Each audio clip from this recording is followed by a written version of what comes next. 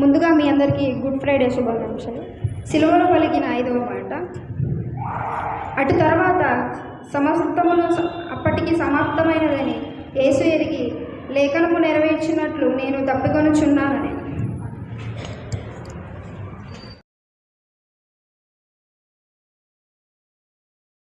Friday శుభాకాంక్షలు. ప్రేమ కలిగిన తండ్రి, మహోన్నతుడ, మహాసర్వాధికారి, మీ ఘనమైన నామానికి వేలాది వందనాలు, స్తోత్రాలు ప్రభు. ఈ సమయంలో నా ప్రభు శుభ శుక్రవారం తండ్రి మమ్మల్ని సమకూర్చిన యేసయ్య, మీ నామం ప్రార్థించడానికి మాకు ఇచ్చిన ఈ ధన్యతనికై మీకే స్తుతులు స్తోత్రాలు తెలుసుకుంటున్నాం యేసయ్య. నా తండ్రి ఇదిగో నన్ను యేసయ్య, ఈ సమయంలో నా తండ్రి ఒక్క నిమిషం నా తండ్రి నన్ను యేసయ్య ఆ సిలువ పైన నన్ను యేసయ్య మీరు పడిన ప్రతి బాధను యేసయ్య మేము తలుచుకునేటప్పుడు మాకు సహాయం చేయండి నన్ను యేసయ్య. అవును ప్రభా, మా కొరకు ఏ బలి పశువు నా తండ్రి మా కొరకు ప్రాణం పెట్టలేదు నన్ను యేసయ్య. గొప్ప దేవుడా నా తండ్రి నన్ను యేసయ్య, మా కొరకు మా పాపముల కొరకు నన్ను యేసయ్య ఆ సిలువలో నా తండ్రి ఎన్నో నిందలు అవమానాలు ప్రభా యేసయ్య మా కొరకు నా తండ్రి మా కొరకు ఉమ్ము వేయబడ్డారు యేసయ్య. మీకే వేలాది వందనాలు స్తోత్రాలు చెల్లించుకుంటున్నాం యేసయ్య. మీకే స్తోత్రంలో స్తుతులు చెల్లించుకుంటున్నాం యేసయ్య. నా తండ్రి నాన్న ఇదిగో నా తండ్రి ఇక్కడ ఉన్న ప్రతి బిడ్డ నా తండ్రి నాన్న యేసయ్య ఒకరికొకరు నా తండ్రి మనసులో నా తండ్రి నన్ను పరీక్షించుకున్నటకు సహాయం చేయండి నా తండ్రి యేసయ్య. గొప్ప దేవుడు, ప్రతి పాపం చేసే ముందు నా తండ్రి నన్ను తెలుసుకోవడానికి సహాయం చేయండి యేసయ్య. అవును యేసయ్య, నా తండ్రి నాన్న మీకే వేలాది వందనాలు స్తోత్రాలు చెల్లించుకున్నాం నా తండ్రి. నా తండ్రి మేము ఏ పార్టీ వారం యేసయ్య, నీ కాలికి దుమ్మ లాంటి వాళ్ళం ప్రభా, మీకే స్తోత్రములు స్తుతులు చెల్లించుకున్నాం నా తండ్రి నాన్న యేసయ్య. నా తండ్రి ఈ సమయంలో నా ప్రభా 5వ మాట గురించి యేసయ్య, నా తండ్రి నాన్న రాజేష్ అన్నప్పుడు నన్ను వేసి ఆ బిడ్డని తండ్రి ఆ బిడ్డతో మీరుండి నా తండ్రి నన్ను బయలుపరచండి నన్ను వేసి ఆ బిడ్డతో ఉండి నన్ను వేసి ఆ బిడ్డ ఎలా మా తండ్రి సిలువ మనవాళ్ళను ఎలా మాకు తెలపాలో నా తండ్రి ఆ బిడ్డ ద్వారా మా తండ్రి మాకు తెలిపించమని వేడుకుంటూ నన్ను ఈ చిన్ని ప్రార్థన తప్పులు ఉంటే నజరేయుడైన యేసుక్రీస్తునామమున అడిగి వేడుకుంటున్నాం తండ్రి, ఆమేన్.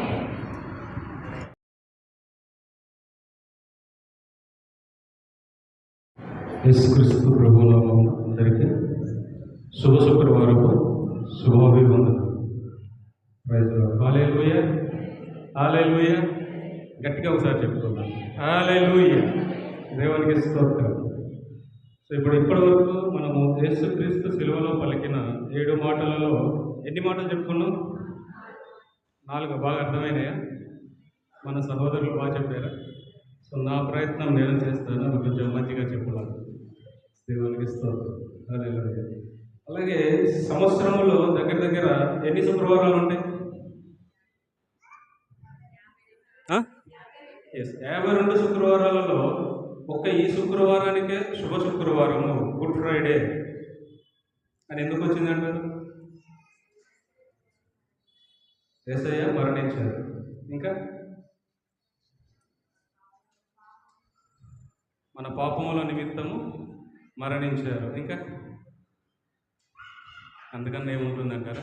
కరెక్టే. యేసుక్రీస్తు సర్వమానవాళి లోకంలో జన్మించిన ప్రతి ఒక్కరి పాపముల కొరకు శిలువ మీద మరణించినారు.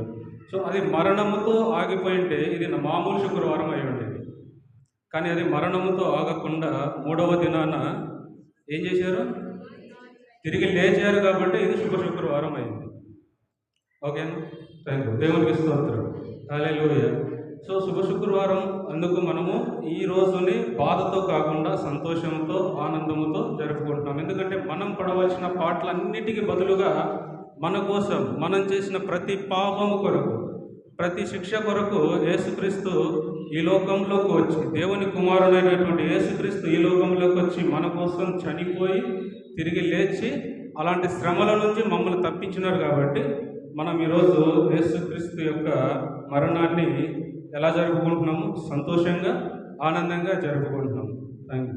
సో ఇప్పుడు 5వ మాట ఏంటంటే, యేసుక్రీస్తు శిలువలో పలికినటువంటి 5వ మాట యోహాను 19:28. అటు తరువాత సమస్తమును అప్పటికి సమాప్తమైనదని యేసు ఎరిగి లేఖనము నెరవేరినట్లు నేను తప్పికొనుచున్నాను అనేను. యేసుక్రీస్తు తప్పికొనడం ఏంటంటే, మనందరి దాహం తీర్చేవారు ఆయన. మనందరి పాపం కొరకు ఆయన సిలువలో మరణించిన వ్యక్తి ఆయనకు దాహం వేయటం ఏంటి? ఒక మాట జ్ఞాపకం చేస్తాను.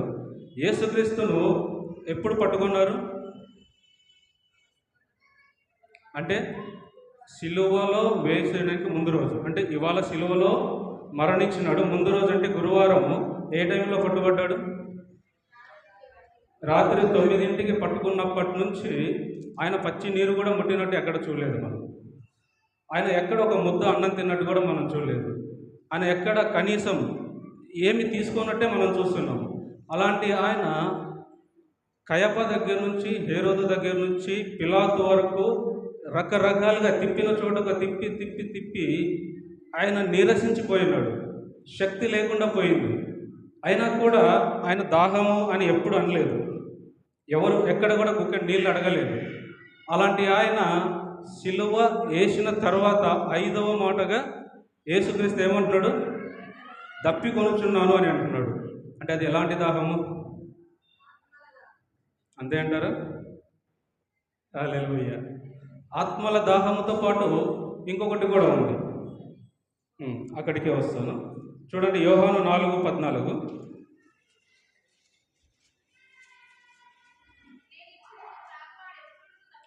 నేనిచ్చు నీళ్లు తాగువాడు ఎప్పుడును తప్పి కొనడు అని చెప్తున్నాడు. కానీ అలాంటి ఆయన తప్పి కొనుచున్నాను అంటున్నాడు. ఇంకా నిత్య జీవమునకై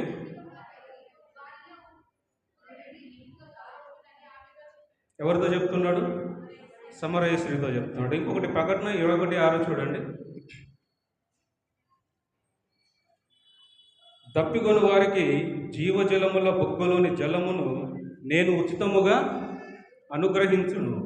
అంటే దప్పిక కొన్న ప్రతి ఒక్కరికి ఆయన జీవజలములో నుంచి ఉచితంగా ఇస్తానంటున్న యేసుక్రీస్తుకి ఇక్కడ దాహం వేస్తుందని అంటున్నాడు. సో దాహం వేయనికి ముఖ్యంగా 2 కారణాలు ఉన్నాయండి. ఒకటి లేఖనాల నెరవేర్పు. ఏంటండి? లేఖనముల నెరవేర్పు. అంటే ఆయన పుట్టక ముందే ఈ లోకంలో ఉన్నటువంటి ప్రవక్తలు కానీ చాలామంది చాలా రకాలుగా ఆయన గురించి రాసినారు. సో ఆయన గురించి రాసిన ప్రతి మాట నెరవేర్చబడాలి. అప్పుడే ఆయన మెస్సయ యేసుక్రీస్తు అవుతారు. అందులో ఒక్క మాట కూడా నెరవేర్చకపోయిన ఎడల ఆయనను రకరకాలుగా ఇప్పుడు అన్ని రకాలుగా పర్ఫెక్ట్గా ఆయన నిజంగా యేసుక్రీస్తు ఏ తప్పు చేయలేదు, పాపం చేయలేదు, ఆయన మన కోసం మరణించి తిరిగి లేచినారు అని అంటేనే రకరకాలుగా చాలామంది ఆయనని హింసిస్తున్నారు. అలాంటిది లేఖనంలో ఒక్కటి నెరవేర్చకపోయినా కూడా ఏమవుతుంది? ఆయన యేసుక్రీస్తు కాదు అని బల్లగుద్ది మరి ఇంకా గట్టిగా చెప్తారు. సో ఫస్ట్ పాయింట్ లేఖనముల నెరవేర్పు. కీర్తనలు 69:21 చూడండి.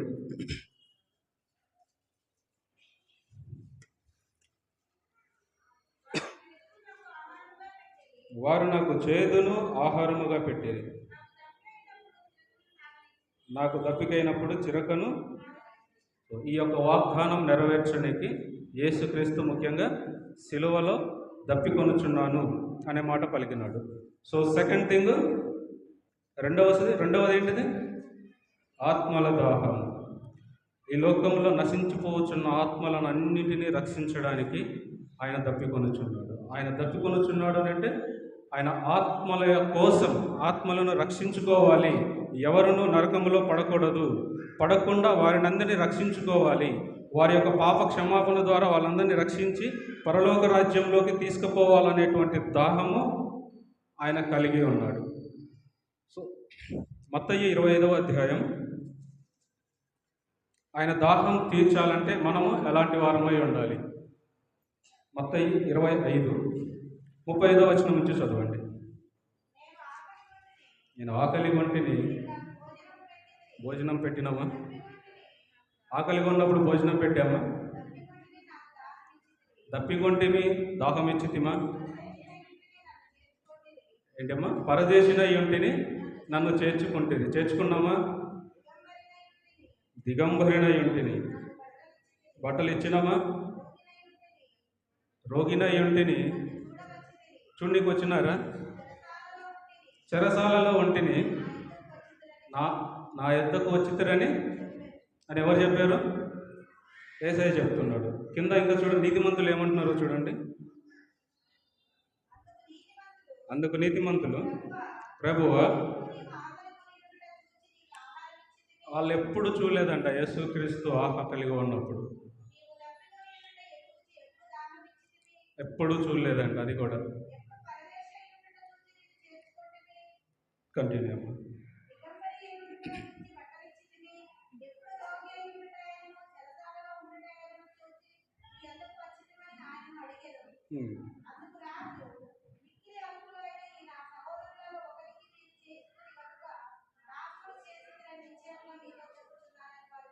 ఏమంటున్నారమ్మా? మిక్కిలి అల్పులైన వారికి, నా సహోదరులకు, అంటే నాకు డైరెక్ట్, అంటే యేసుక్రీస్తుకు మనం డైరెక్ట్గా ఏమీ చేయలేము. సో ఆయన స్థానంలో మిక్కిలి అల్పులైన వారికి, లేని వారికి, ఆకలి ఉన్నవారికి, రోగస్తులకి, పరదేశులకి, వీళ్ళకి మనము సేవ చేసినప్పుడు, సేవ చేస్తే అది ఎవరికి చేసినట్టు? దేవునికి, యేసుక్రీస్తుకి చేసినట్టు. ప్రియ సహోదరులు కదా, జ్ఞాపకం చేసుకోండి. మనం ఎప్పుడైతే యేసుక్రీస్తు యొక్క ఆలోచనలను కలిగి ఆయన చూపిన మార్గంలో, ఆయన చెప్పిన మాటల ప్రకారము మనం ఎప్పుడైతే నడుచుకుంటామో ఉంటామో, అప్పుడు ఆయన ఆత్మల దాహము తీర్చిన వారమైతే. చూడండి, సంఘంలో కూడా మనం ఏం చేస్తున్నామంటే ఆత్మల దాహం తీర్చువారిగా ఉంటున్నామా? యేసుక్రీస్తు యొక్క ఆత్మ దాహము తీర్చువారిగా ఉంటున్నామా? ఆత్మను పెంచువారిగా ఉంటున్నామా అనేది ఒకసారి మనము పరిశీలన చేసుకోవాలి. మనము పరిశీలన చేసుకోవాలి. మనల్ని ఇంకొకరు పరిశీలించి చెప్పకూడదు. చెప్తున్నారు అని అంటే అది మనకేమవుతుందంటే తప్పుగా కనపడుతుంది. మనం పరిశీలించుకుందాం. సంఘంలో సమాధానము కలిగి ఉన్నామా? పరిశీలించుకోండి. సంఘంలో ఐక్యత కలిగి ఉన్నామా? ఒకసారి పరిశీలించుకోండి. సంఘములో పరిచర్య కొరత లేకుండా మనము ముందుకు సాగుతున్నామా? కలిసి కట్టుగా ఐక్యతగా ఉంటున్నామా? ఒకసారి పరిశీలించుకోమని ప్రభువు నామమున మీరందరినీ కోరుచున్నాను. దేవుడి పరిశుద్ధ వాక్యము దీవించును గాక. Thank you.